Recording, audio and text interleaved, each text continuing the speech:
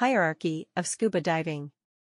Subtitle: Is there any form of life lower than a dive master candidate?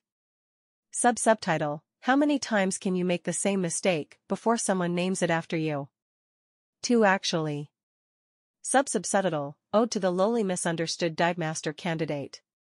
Many would argue that the hierarchy, from highest to lowest, in scuba diving has been fixed for a long time as the classic instructor, dive master, rescue diver, advanced open water. Open water. I would however like to offer the following, from highest to lowest. All the creatures of the sea, instructor, dive master, rescue diver, advanced open water. Open water. The single-celled organisms that cause foot rot, smelly gear and hives. Dive master, candidate. When you are a brand new open water diver, you are like a baby. Who can blame a baby for doing things wrong? They simply do not know any better. No one punishes a baby, they teach them. They are taught through patience, jokes, and praise. Eventually the baby grows into a child, advanced open water. They are supposed to know more than a baby, but not much more. The correction may be slightly more stern because the situations are more dangerous, but still there is more praise, jokes, and patience than anything else. Then the child grows into a teen, rescue diver. The teen is given more responsibility because they are expected to know more. Their skills are to be sharper, cleaner. Their knowledge deeper. However, they are still under the control of the parents. Still learning, still needing praise and encouragement to continue learning. Then comes the day when the teen becomes an adult. In the case of growing up, there is no choice but to grow into an adult. It cannot be stopped. In the case of scuba diving, however, the teen could continue to be a teen for the rest of their lives.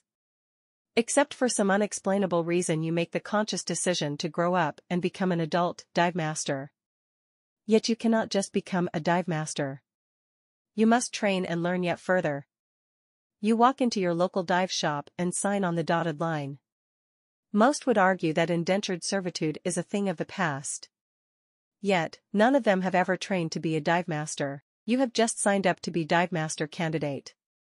The instant before you signed, you thought you knew a lot. You had trained and learned and achieved. As if by magic though, the mere act of signing seems to remove your ability to do anything right. Just like the young adult out on their own for the first time, you are expected to know everything but have little experience in actually applying what you know. You have voluntarily signed to become lower than low. Since you are expected to know more, you are held to a higher standard than the open water students, but without the experience of applying your knowledge to the new situation of being a professional, you actually look worse. You show up for your first day of assisting with an open water class.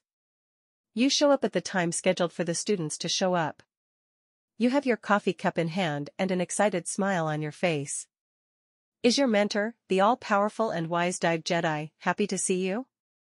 Absolutely not. Why were you not at the shop an hour early to help prepare for class? Why is there only 1 cup of coffee in your hands? You show up late and do not even bother to bring your instructor a cup of coffee even though you had time to stop and get yourself one. Suitably chastised, you begin your duties of helping open water students begin their journey to the underwater world. Then you put your gear together, but in your excitement you forget one minor thing. Are you able to quietly correct your mistake? Are you able to hide your mistake? Absolutely not. The instructor sees everything. Once again you are suitably chastised, but this time the instructor has a camera handy and preserves the moment for posterity. As your time progresses, you learn more, learn how to apply what you know, haul gear, and help students. You then go out to assist with the open water dives. It is a beautiful day. Everyone is learning and having fun. In your enjoyment, your mind wanders, and once again you forget that one minor thing.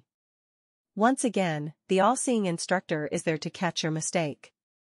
The exact same mistake twice. The world is ending. Only the world does not end. That would be too easy. From this point on, that mistake is named after you. Every time a student makes this mistake, your name is taken in vain. This is bothersome, but it also helps to remind you that you are training to be a professional. Professional, a very powerful word. You are training to be responsible for other people. What greater duty could there be? Responsible not only to the students, but also to the instructors you assist. Oh no, you realize you have been training to be middle management, high enough up the food chain to be held responsible, but low enough to not receive any of the glory. By being a professional, you set the standard. You are the example. Fortunately or unfortunately, humans learn by watching others and then copying them. As a professional, you must set the example. Does this mean that you must be perfect and never make a mistake? Absolutely not. What it means is that you learn to make sure that no one, not even the all-knowing all-seeing Dive Jedi, ever sees your mistake. Because you may not realize it, but even the all-knowing all-seeing Dive Jedi makes mistakes. The Jedi was once a lowly Dive Master candidate himself. There is no mistake you can make that the Jedi himself has not already made, but having been put through the crucible of being lower than pond scum, the Jedi has learned to make sure his mistakes go unobserved and are corrected before they ever reach the students. Then comes the day. The last test graded. The last swim timed. The last skill evaluated. Oh my God, you have survived. You have made it to the ranks of professionals. You are a dive master. You look into that first student's eyes as you help them in a way that makes sense only to them. You help open a world to them that is known only to those lucky few who take that first step and strap into a set of scuba gear and take that first tentative breath underwater. At that moment, you realize that all the abuse, all the work, all the jokes, all the sweat, all the tears were worth it. Are you perfect? Absolutely not. You have, however, mastered the ancient Jedi mind trick of appearing to be perfect. Eventually, a student will come along and make the same mistakes you have made, but only uglier. At that point, the mistakes will be renamed in their honor.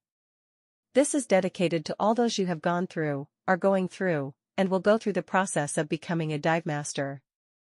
It is especially dedicated to one dive master candidate who has not one but two mistakes named for him. I will not call him by name, but you know who you are. Remember that humor is powerful. Learn to laugh at yourself and laugh to learn for yourself.